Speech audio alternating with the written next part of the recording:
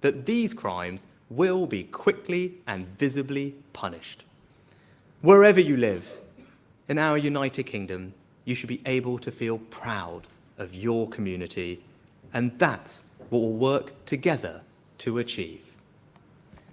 So we will create a better future by changing our economy and strengthening our communities. We also need greater social justice. And the way we achieve that is education. This is personal for me. Every opportunity I've had in life began with the education I was so fortunate to receive. And it's the single most important reason why I came into politics, to give every child the highest possible standard of education. Thanks to the reforms we've introduced since 2010 and the hard work of so many excellent teachers, we've made incredible progress. But with the right plan, the right commitment to excellence, I cannot see any reason why we can't rival the best education systems in the world. To do that, yes, we'll need to fix the damage of COVID, especially for our youngest pupils. And yes, it will require more investment, which is why just a few weeks ago in the autumn statement, we provided £2 billion of extra funding for schools. But that's not the limit of our ambitions. We're not content with just catching up.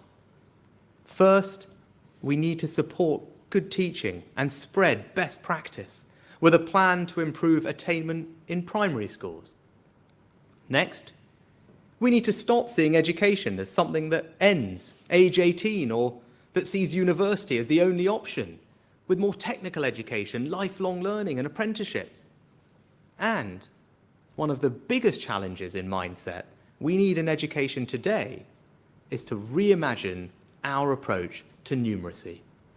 As Chancellor, I introduced Multiply, a new program to give hundreds of thousands of adults the opportunity to get the basic numerical skills they need. But we're one of the few countries not to require our children to study some form of maths up to the age of 18. Right now, just half of all 16 to 19-year-olds study any maths at all. Yet in a world where data is everywhere and statistics underpin every job, letting our children out into that world without those skills is letting our children down. So we need to go further. I am now making numeracy a central objective of our education system. Now, that doesn't have to mean a compulsory A-level in maths for everyone, but we will work with the sector to move towards all children studying some form of maths to 18. Just imagine what greater numeracy will unlock for people. The skills to feel confidence with your finances, to find the best mortgage deal or savings rate, the ability to do your job better and get paid more, and greater self-confidence to navigate a changing world. Improving education is the closest thing to a silver bullet there is. It's the best economic policy, the best social policy, the best moral policy, and that's why it's this government's policy. Now, as we build this better future for our children and grandchildren, I feel a deep responsibility to pass on a health service that will be there for them, just as it was for our parents and grandparents. When I talk about the NHS, I'm not just talking about a prized public service. I'm talking about my family's life calling. My dad was a doctor. I grew up working in my mum's pharmacy. I saw day in, day out, the devotion they gave to their patients. And my record demonstrates how important those memories are to me. We've significantly increased funding for health and social care, recruited thousands more doctors and nurses, upgraded more hospitals with cutting-edge technology. But COVID has imposed massive new pressures, and people are waiting too long for the care they need. And we're fixing that, but we need to do more. At a time when we're putting record sums into the NHS and recruiting record numbers of doctors and nurses, healthcare professionals are still unable to deliver the care they want. and patients aren't receiving the care they deserve. So we need to recognise that something has to change. Now, it doesn't mean structural reforms to the NHS. We will always protect the founding principles of an NHS free at the point of use. But what it does mean is an NHS where patients are in control with as much choice as possible, where we're comfortable with the NHS using more independent capacity, if that's what it takes to get patients quicker and better care, where patients can access more information and data, allowing them to make more informed choices and hold services to account, and where we will no longer accept unwarranted variation in performance between trusts, because high-quality healthcare should be there for you wherever you live. And as the NHS works with professions to develop a workforce strategy early this year, I've asked them to consider how we can best support doctors, nurses, and other healthcare professionals, like pharmacists, to work more flexibly. We all share the same objective when it comes to the NHS, to continue providing high-quality, responsive healthcare for generations to come, and that's what we're going to deliver. Our vision for change will revitalise every aspect of our lives. Better jobs, stronger communities, world-class education, an NHS built around patients. But family is something politicians struggle to talk about, because you can all too readily be pilloried for being out of touch, or worse, hostile to those who don't conform to some idealised form. We live in a world today where family can and does take many forms. But whatever your family looks like, it doesn't matter as long as the common bond is love. We shouldn't be shy about it. We cannot not talk about the thing that is most important in most of our lives.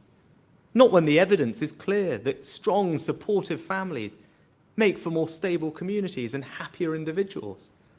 I wouldn't be where I am today without the love of my family, the kindness they gave me, the sacrifices they made for me, the values they taught me. I learned from them the virtues of hard work and self-improvement, the importance of treating others with respect, the value of service, of how a community relies on people going above and beyond what they are required to do. Today, it is the love of my wife and children that sustains me in the most difficult moments in this job. Family matters. We need to support parents to manage the demands of modern workplaces without weakening the irreplaceable bonds of family life. And we're going to roll out family hubs to offer parents the support they need to raise a child. Because I believe deeply that family, not just government, can help us answer the profound questions we face as a country. When it comes to health, family cares for us when we were sick and old. Family teaches us values in education. When it comes to community, family guides us in right and wrong. And that's why family runs right through our vision of a better future.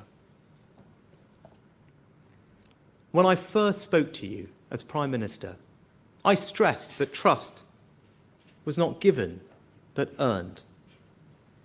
I hope that in these first few weeks in the job, I have begun to earn your trust. And I've made 5 promises today to deliver peace of mind. We will halve inflation, grow the economy, reduce debt, cut waiting times, and stop the boats. But I know this is just the start of what we need to do to build a better Britain together. As well as peace of mind today, this afternoon I've also set out a vision for a better future for our children and grandchildren. Now, we're not going to get there overnight, or even in this Parliament, but this is the journey we are on. And despite all the challenges we face, all the anxieties that people feel, I know we can get there. Others may talk about change. I will deliver it. I won't offer you false hope or quick fixes, but meaningful, lasting change. I want people to feel something that they do not always feel today.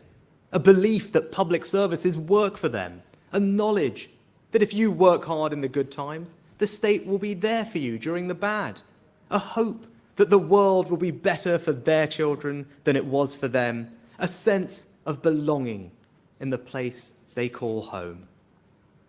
I guarantee that your priorities will be my priorities. I pledge that I will be honest about the challenges we face, and I will take the tough but necessary decisions to ensure our great country achieves its enormous potential. I will only promise what I can deliver, and I will deliver what I promise. Thank you.